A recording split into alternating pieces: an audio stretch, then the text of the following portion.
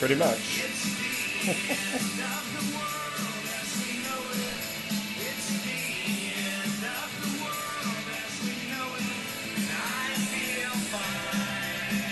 Yeah, I do.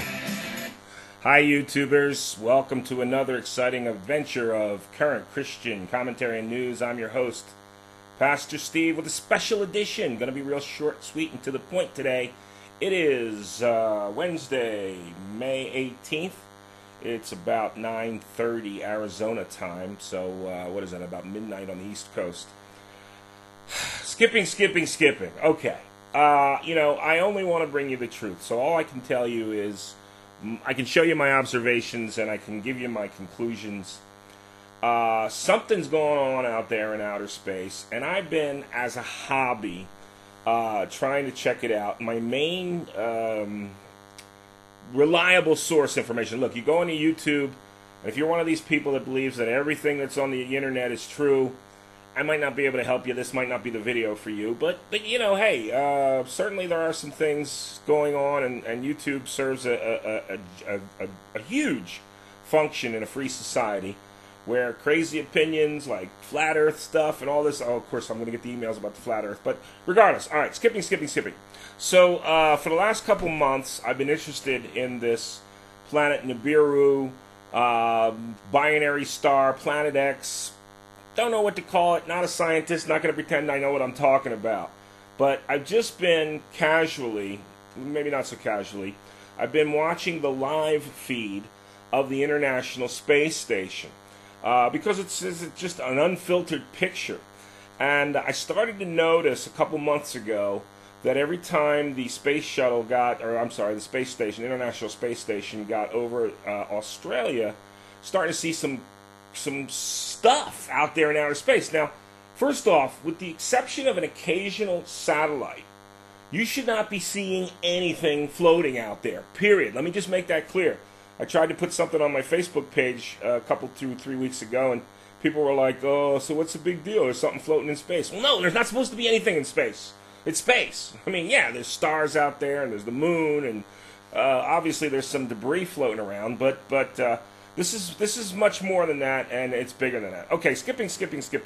There is an 11-year-old girl by the name of Cassidy Thompson. I hope she's 11. She's going to be so mad at me if she's not. I think she's 11. Anyway, Cassidy and I started watching the International Space Station, and even she, at her young age, was smart enough to figure out that every time the space station live feed got over Australia, and we started to see something out there, looked like it had wings, could have been a lens flare, maybe not.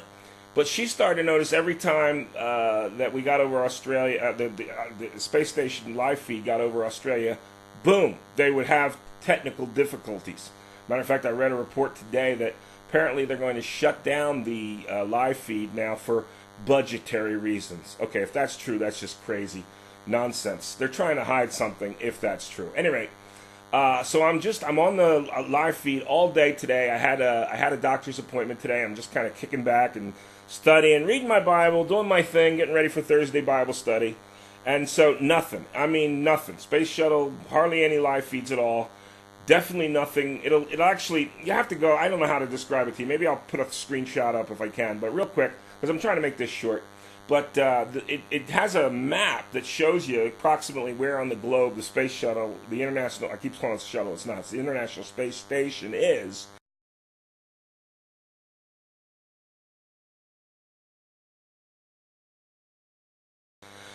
With reference to the Earth, and every time it gets near Australia, just nothing. Technical difficulties, sorry, nothing to pick.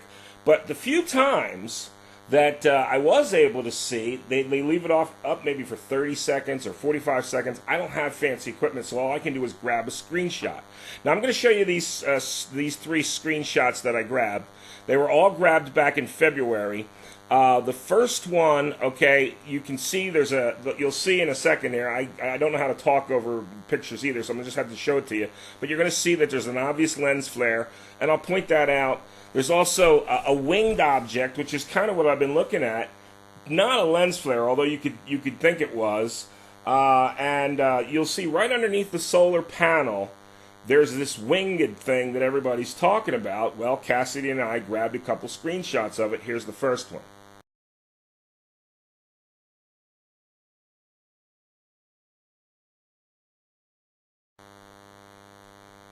All right, so you see that under the solar panel, that winged thing, and that's what everybody's talking about is headed this way. By the way, it is not going to hit the Earth. I'm a pastor. I'm here to give you the truth, but there's something there. All right, off to the left, I'm going to show this to you again. There's another something. I don't know, but it doesn't belong there, and it's there. It was there in February, and as you'll see tonight, I'm kind of excited because I was able to grab another screenshot, but we'll get to that in just a second. Let me show you another one. These were all taken on February 29th, 2016, around 10:51, 22:51 hours, which is, 10:50, almost 11 o'clock at night in Arizona. Here's another one.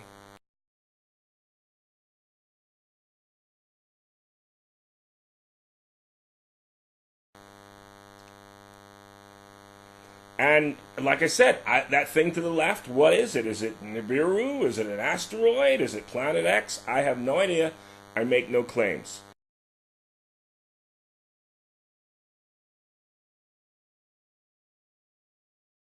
I will tell you this. The whole reason why, as a pastor, I look into these things is because Jesus informed us to look for the signs of his coming. One of the signs, and it's the big one, folks, is that he said that the moon will be turned into blood. This is Jesus, Matthew chapter 24.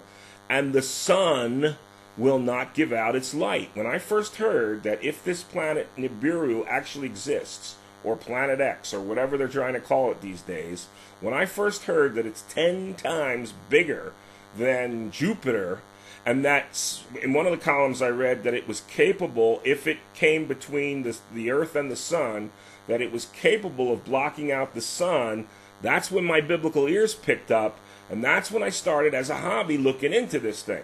Not saying that this thing is going to hit the Earth, not going to hit the Earth. That's a little later on in Revelation. It's called Wormwood, but I don't think we're there yet. And then, but if this thing is actually headed this way, if we've got some kind of binary system that they're trying to hide from us, all of the preparations, the underground cities that we're making under Denver, the Chinese government, just Google all this stuff, the Chinese government building hundreds of cities to hold hundreds of thousands of people.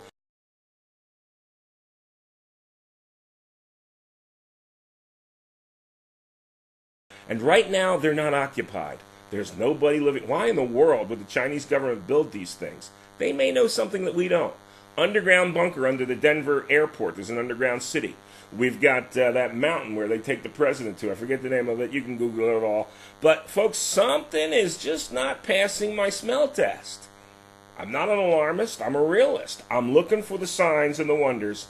About an hour ago, not quite, May 18th, about 9, well, you'll see the timestamp in the right-hand corner. I was able to grab a screenshot. The ISS feed was only up for about 30 seconds, and bam, I just grabbed the screenshot. And because there has been talk of a binary system. Well, let me just show you the picture and you make your own decision.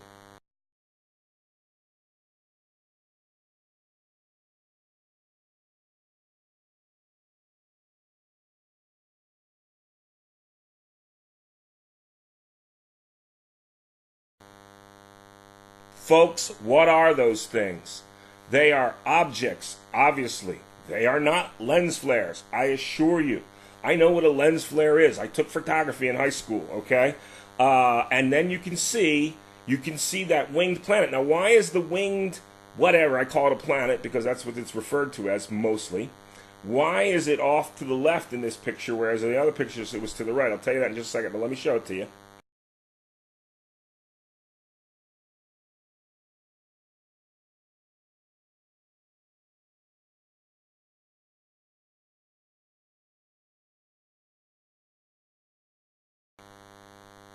So there it is, off to the left, the winged whatever that people are claiming is Nibiru, simply because the International Space Station when I was able to grab this screenshot, was just a little bit northeast of Africa, which would put it far north of Australia, which, if you think about it, puts it exactly in the same, almost the same position, indicating that this thing is heading this way. Folks, I'm not one bit worried that this thing is going to hit the Earth.